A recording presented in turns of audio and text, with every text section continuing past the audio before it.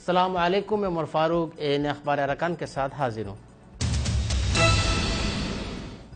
Myanmar کے دارالحکومت نیپیڈو میں پینلونگ امن کانفرنس ہوا، جس میں برما کے سول اور فوجی سربراہان، سیاسی جماعتوں کے وفود اور نسلی اقلیتوں سے تعلق رکھنے والے باغی گروپوں نے شرکت کی۔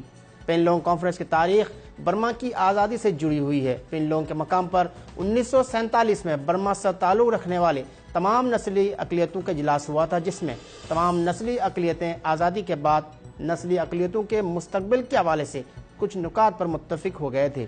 پینلونگ معاہدے کو برما کی آزادی کے بعد برمی حکمرانوں نے ردی کے کاغذ سے زیادہ اہمیت نہیں دی۔ برما کی آزادی کے 10 سال بعد پینلونگ معاہدے سے انحراف اور نسلی اقلیتوں کے خلاف ماندانہ اور متعصبانہ سرکاری سلوک کے خلاف حکومت کے خلاف مسلح جدوجہد شروع کر دی تھی۔ برما میں طویل آمرانہ دور حکومت کے بعد آنگ سان سو چی کی حکومت نسلی اقلیتوں کو سیاسی اور مسلح گروپوں کے ساتھ 21ویں صدی کی امن پینلونگ کانفرنس کے نام سے بات چیت کر رہی ہے۔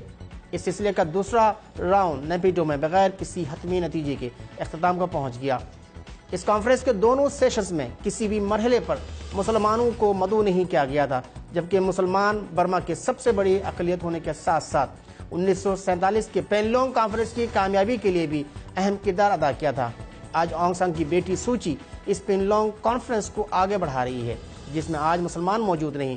برمی حکومت کی ریاستی سطح پر مسلمانوں کے ساتھ تعصب اب ڈھکی چھپی نہیں رہی، اور سو چی کی متعصبانہ سوچ بھی آشکار ہو چکی ہے۔ اب تک کے اقدامات سے لگتا ہے کہ آنگ سان کی بیٹی باپ کے سیاسی وارث نہیں، بلکہ جنرل نیون کی سیاسی وارث کا حق ادا کر رہی ہے۔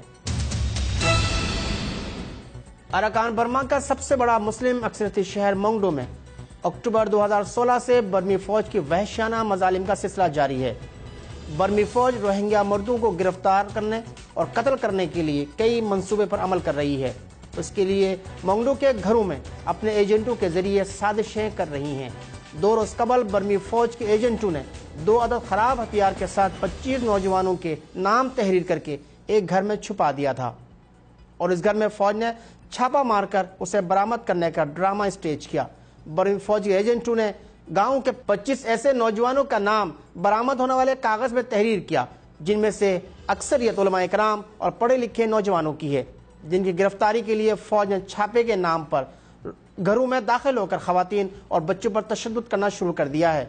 برمی فوج روہنگیوں کی نسل کشی کے لیے قتل، آبرو ریزی، گرفتاریوں اور بستیوں کو جلانے کے ساتھ اپنے ایجنٹوں کے ذریعے نوجوانوں بیرون ملک اسمگل اور سازش کرنے میں مصروف ہیں۔ اس طرح کے سازشوں کے ذریعے اپنے وحشیانہ کارروائیوں کو جواز فراہم کرنا ہے، اور اس طرح دنیا کی آنکھوں میں مسلسل دھول جھونکتے رہنا چاہتے ہیں۔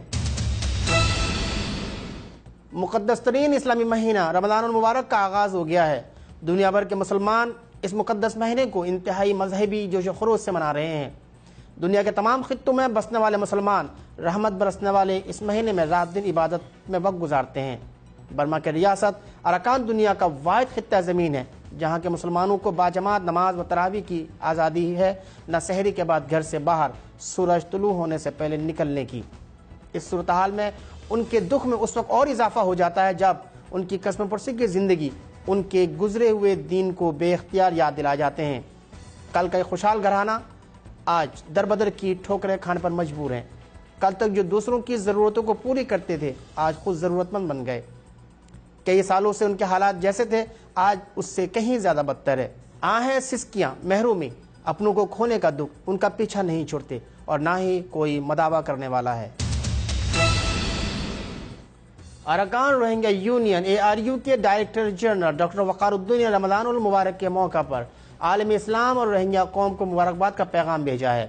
انہوں نے ایک ویڈیو پیغام میں کہا کہ رمضان المبارک کا بابرکت مہینہ امن و محبت کا درس دیتا ہے۔ اپنے پیغام میں انہوں نے روہنگیا مسلمانوں کے مشکلات کا ذکر کرتے ہوئے کہا کہ برما میں روہنگیا مسلمان انتہائی ابتر صورتحال کا سامنا کر رہے ہیں۔ اراکان میں روہنگیا مسلمانوں کو مذہبی آزادی حاصل ہونی چاہیے۔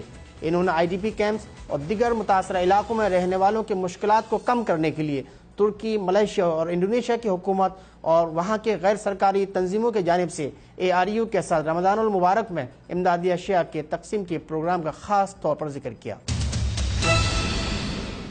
یہ تھی اس ہفتے کی خاص اور اہم خبریں۔ اگلے ہفتے نئے خبروں کے ساتھ پھر حاضر ہوں گا۔ اجازت چاہتا ہوں۔